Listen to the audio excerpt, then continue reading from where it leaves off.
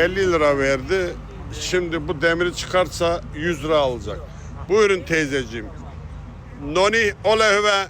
Nyt aloitetaan. Arhalta. Ei vielä, ei vielä. Noni. Ei muuta ja hyvä kesä jatkuu. Hyvä teizät. Teyzenin yüzüne bak. Paina. Hyvä teyze, hyvä teyze, hyvä teyze, hyvä teyze. Toinen kesi. Ota kello pois. Ei.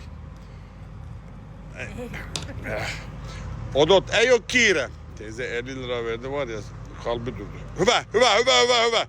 Vay be, oh, ei vielä. Sulo, mä hoitan. Noni.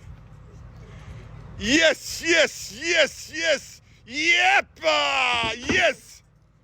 Yksi vielä, sulla on yksi vielä, viimeinen. Oho, tuli hiki.